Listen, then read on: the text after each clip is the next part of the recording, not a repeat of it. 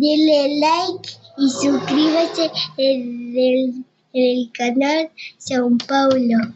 Aí, galera, agora é só fazer aí o que o meu filho pediu, né? Deixar um like, se inscrever no canal, aqui no seu DNA SPFC. Grande momento, galera. Vamos deixar vocês aí com o vídeo, o que a galera vem falando aí sobre essa linda vitória do São Paulo, 2-1 diante aí do Internacional. Vamos repercutir aqui o que a galera vem falando e também vamos repercutir com vocês aí essa quinta vitória consecutiva do São Paulo, a quarta vitória aí no Campeonato Brasileiro, que elevou aí o nível do São Paulo à 8ª colocação no campeonato, já mirando aí um G6, galera. Assim que a gente vai, sem mais delongas, deixar vocês aí com o vídeo. O que a gente pede? O que meu filhão falou aí. Deixa o like, se inscreve no canal e vamos embora para o vídeo. Agora te falar sobre o São Paulo, com uma comparação importante entre Hernan Crespo e Luiz Ubeldia, o novo e o velho técnicos do São Paulo. Antes, só registrar que o tricolor venceu o Internacional por 2-1 na noite desse domingo no Beira-Rio, garantindo a quinta vitória consecutiva, algo que o São Paulo não era capaz desde março de 2022. Essa sequência de 4 vitórias no Campeonato Brasileiro, mais uma vitória na Copa do Brasil, e esses resultados fizeram com que o São Paulo pulasse para o 8º lugar na tabela de classificação. Foram 5 posições conquistadas somente nessa rodada. Tricolor tem 25 pontos, agora sim chegamos à comparação.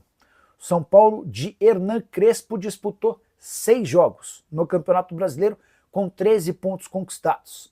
O São Paulo de Luiz Ubeldia conquistou 12 pontos em 12 jogos. Ou seja, o Ubeldia teve o dobro de partidas sob o comando do São Paulo no Campeonato Brasileiro e fez 1 ponto a menos do que o Hernan Crespo, só para você entender quanto essa mudança foi extremamente positiva. Com um detalhe importante: se o Ubeldia reclamava de reforços, o Crespo não contou com o Oscar, com o Lucas Moura, com o Caleri e com o Luiz Gustavo, todos machucados no departamento médico. Explicações, hein? Quero tentar entender. O São Paulo venceu a quinta partida seguida. Se pegar todos os times do Campeonato Brasileiro nos últimos 5 jogos, é a melhor sequência. Tá aí, tava lá, vai cair, meu Deus do céu. Abandona tudo e vai para os 45 pontos. Não, tá aí, ó. 2-0 contra o Corinthians, 1-0 contra o Juventude, 3-1 no Fluminense, 2-1 no Atlético Paranaense pela Copa do Brasil, 1-2 vitória sobre o Internacional. Arnaldo, explique. Abraço, satisfação. Bom, talvez a vitória, a mola propulsora, sempre tem o primeiro jogo. E o jogo clássico teve um peso, né, nessa reabilitação. A vitória contra o Corinthians, embora o São Paulo tenha jogado bem contra o Bragantino na partida anterior, mas empatado em 2-2. Acho que desde o jogo do Bragantino, né, aí é um pouco diferente da análise que a gente faz do Felipe Luiz. O Crespo insistiu numa formação recém-chegado, tentando fixar uma nova forma de jogar. E manteve, mesmo alternando jogadores, esse sistema, com 3 zagueiros, 3 no meio e uma dupla de ataque, desde o Bragantino. O Bragantino marca a volta do Luciano ao time e o São Paulo segue numa série invicta. Às vezes você ganha sem jogar bem, uma bola fortuita. Então, até as questões que não existiam antes, a bola parada, foi o caso no jogo contra o Inter, foram 2 gols depois de escanteios, começou a funcionar. E o São Paulo passou a ter uma solidez de resultado e de desempenho. O São Paulo está jogando bem. Quem está jogando bem? O São Paulo está jogando bem. Há algum tempo. Quando começou essa sequência. Acho que tem aí, né, Tironi, a partir do momento que você começa a ganhar com um novo comando, quando as coisas começam a encaixar, uma dose de confiança e de leveza que o Crespo, talvez uma característica dele, que o Ubeldia não tinha, né? O Ubeldia ele se envolvia de tal forma que quando a coisa começou a engripar, acho que ele foi tragando o time e o comando dele juntos. O São Paulo conseguiu, além de tudo, passar por essa primeira sequência com poucos cartões tomados, tinha muitos jogadores pendurados, com a cabeça fria que a gente viu no final do jogo de ontem, quando o Cédric é o lateral racional e o Roger, o técnico do Inter, é o translocado na beira do campo. É uma mostra de como o São Paulo também emocionalmente se estabilizou. E aí eu vou dar um voto de confiança para a torcida. Não a torcida do Inter, a torcida do São Paulo. ou voto de confiança, não digo, um elogio. Mesmo dividida em relação ao Zubeldia, lá atrás, a torcida do São Paulo não abandonou o time. Ela não abandonou o estádio, ela não xingou o jogador, ela não foi contra, não tocou fogo, ela não invadiu o CT para bater em jogador na fase ruim, né? Então, acho que esse é um mérito da torcida do São Paulo recentemente, que continuou esse ano, mesmo com muita gente querendo a saída do Zubeldia, não houve uma oposição ao time. E, em relação ao técnico, é o oposto do Abel e do Felipe Luiz, né? Porque ele não tem jogador. E ele conseguiu, nesse período, tirar mais do time. Então, por isso que o mérito dele, num time que contrata muito pouco, é ainda mais notável, né? O mérito do Crespo. E ontem, eu acho que o São Paulo também venceu por conta dos nervos, da cabeça do lugar, e também por ter feito uma estratégia diferente dos demais na Copa do Brasil. O São Paulo precisou fazer uma estratégia diferente. Contra o Atlético, o São Paulo jogou sem 6 titulares, para priorizar o brasileiro. Não ficou só no discurso, né? Então, o time que entrou no Beira-Rio é o time titular, e não o time que jogou contra o Atlético. Agora, Tironi, eu não sei te responder. Agora, eu sinceramente não sei te responder. Porque o time criou uma distância confortável, minimamente, para a zona de rebaixamento. E quarta-feira tem o mata-mata da volta. Na terça já tem o Atlético Nacional de Medellín. Talvez nessa semana volte a ser como antes. O São Paulo vá com tudo na quarta, para tentar se classificar. E no Brasileirão contra o Vitória, ele comece a revisar o time. Porque a gordura arrancada, para não estar próximo da zona de rebaixamento, o Crespo e seus jogadores conseguiram, né? Danilo. Ó, o Trajano tá levantando o Fala, dedo. Trajano, pode falar. Não, só uma perguntinha para o Arnaldo. Eu sei que tem poucos jogadores, que o elenco é curto e tal, mas o nosso elegante Crespo arranjou uma maneira de o time jogar. Tem lugar para o Lucas e Oscar nesse time? Ótima pergunta. Todo Ontem mundo ele não quis responder. ele não. Essa é uma ótima pergunta, porque ele tem sido perguntado, acho que toda coletiva, né? E aí ele fala, tem que rezar, tem não sei o quê. Porque, na verdade, o Lucas jogou 13 partidas em 2025. Nós estamos em agosto, cara. 13. O time já passou de 41 partidas e jogou 13. Ele não jogou o Brasileirão. O Oscar não jogou o Brasileirão. Jogou um ou outro tempinho. Mas Então, e aí... eles voltaram por amor, né, Arnaldo? Juca, eu não vou condenar a conduta profissional deles, não. Não tem nenhum dois de sacanagem, como tem em outros times, né? Isso eu não vou condenar. A questão deles é um limite físico, né? Não é de caráter. Isso eu não posso condenar, porque tem gente que faz de propósito da migué, a gente sabe. Alguns, não é o caso dos dois. Agora, o time se acertou, Trajano, sem os dois, né? Quando você vê o São Paulo jogar, você fala, falta um jogador atrás dos dois atacantes. O São Paulo não tem o Oscar, que poderia ser esse cara, o Lucas, que poderia ser esse cara, o Matheus Alves, que foi vendido, e o Rodriguinho, que começou a ser que quebrou o nariz e arrebentou o beiço. Deram uma... Então, o São Paulo está jogando sem os 4 meias do início da temporada. Os 4. Aí tá o Alisson meio improvisado, lá, tá se virando.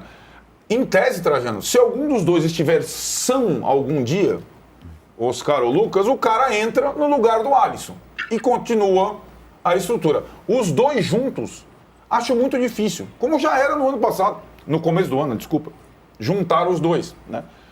E acho que a grande virtude desse novo São Paulo é a saúde, Tino. E time com um jogador de média de idade, mais de 30 anos, como o Fortaleza, o São Paulo não vai andar. E o São Paulo hoje tem o Bobadilha, tem o Marcos Antônio, tem os 3 zagueiros, né? Tem mesmo o André Silva. O São Paulo tem saúde para jogar. Com aquele time que estava começando o ano com só 2 abaixo dos 30 anos, ele não ia andar. Esse time não é time de papel, né? E acho que a grande virtude nesse novo time do Crespo é essa nova estrutura com essa dupla de volantes, Bobadilha e Marcos Antônio. Eles viraram os jogadores mais importantes do time. O Marcos Antônio acertou todos os passes ontem, pelo menos no primeiro tempo, né? Acho que foram 23 tentativas, 23 passes certos. a segurança do time. E isto é tudo responsabilidade do Hernan Crespo. Sem dúvida. E acho que ele deixa no ar uma lição tão antiga como o próprio futebol. É um jogo coletivo. Mesmo com um elenco médio, sem as estrelas, dando confiança, estrutura, organização, o time joga e é capaz de fazer a quina como fez. Claro, quando o Arnaldo diz não tem jogador, eu fico pensando no torcedor do Juventude, do Sport, fala, opa, como Do próprio Mirassol.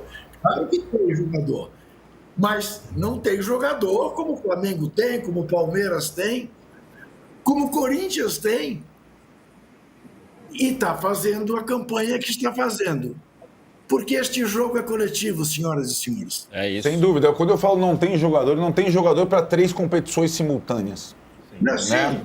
Não tem essa... grandes estrelas, né? Não tem grandes estrelas e não tem quantidade de jogadores, né? Isso. Para 3 frentes, mas está conseguindo de alguma forma se equilibrar aí. Nada garante que quarta-feira o Atlético em crise, o Dair Helman por um fio, empatou com o Paysandu. Claro. Nada, o São Paulo ainda não deu essa segurança. Tem jogado bem, conseguiu aqui, mas não é um time completamente, acabou, é o melhor time do Brasil. Não, menos, né? Mas eu acho que esse começo é indiscutivelmente bom do trabalho do Acho que a gente tem que ver o ponto do Crespo agora pra gente ver, no primeiro momento que tropeçar. De repente sofre a virada do Atlético Paranaense, como que vai responder, como vai ser contra o Atlético Nacional? Porque quando o Zubeldia chegou, ele engatou a baita sequência. Por enquanto ele teve a derrota que ele perderia, que era contra o Flamengo no Maracanã.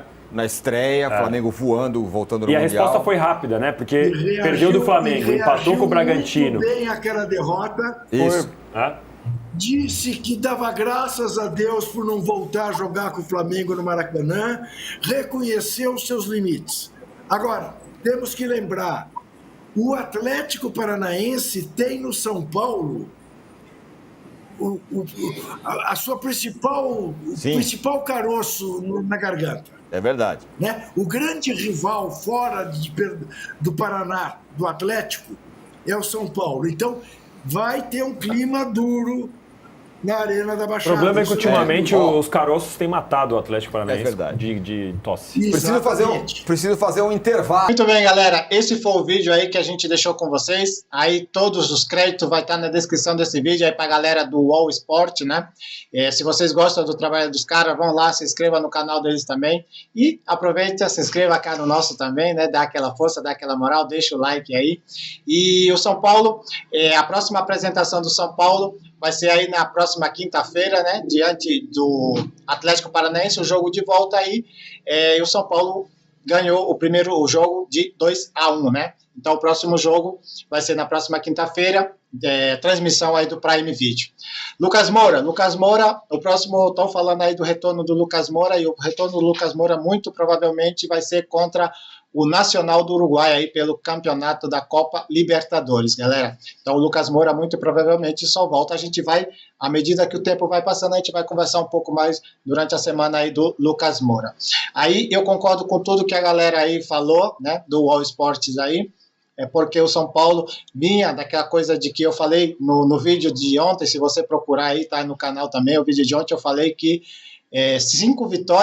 4 vitórias aí no Campeonato Brasileiro, 4 vitórias seguidas, e o São Paulo saiu de uma briga que estava brigando para não cair, né? Já era um desespero aí, tanto do torcedor, com toda a razão, mas também de toda a direção técnica, que o São Paulo ia brigar pelos 45 pontos, 4 vitórias seguidas depois. O São Paulo já é o 8º colocado, já dá um respiro, já dá um alívio aí, tanto para a comissão técnica, como também para a diretoria do São Paulo. E diretoria é essa que tem que contratar um lateral direito, a gente já vem pedindo muito, né? Todo torcedor e toda a mídia social está pedindo aí um lateral direito ali para ajudar o Cédric. A gente sabe que tem um garoto Mike que é promissor, mas a gente necessita um lateral direito.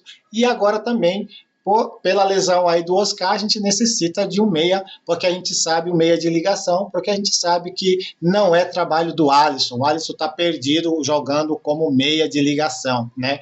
O Alisson, ele é um bom segundo volante, mas meia de ligação ele não é. É aquele mesmo problema do Luciano. Agora é o Alisson. Luciano, que é a segunda atacante, jogava como meia e a gente vinha repetindo que o Luciano não era meia, é atacante, é segundo atacante. Agora é a vez do Alisson. A gente fala aqui, o Alisson é volante, um bom segundo volante, e ele não é meia de ligação, galera. Mas a gente vai conversar um pouco mais. O que a gente pede para você, galera, de coração, deixa o like, se inscreva aí no canal, dê aquela moral, dê aquela força aí pro DNA SPFC. A gente vai ficando por aqui, desejando uma boa semana para vocês, um beijo no coração, e aqui sempre, galera, vai ser Vamos São Paulo!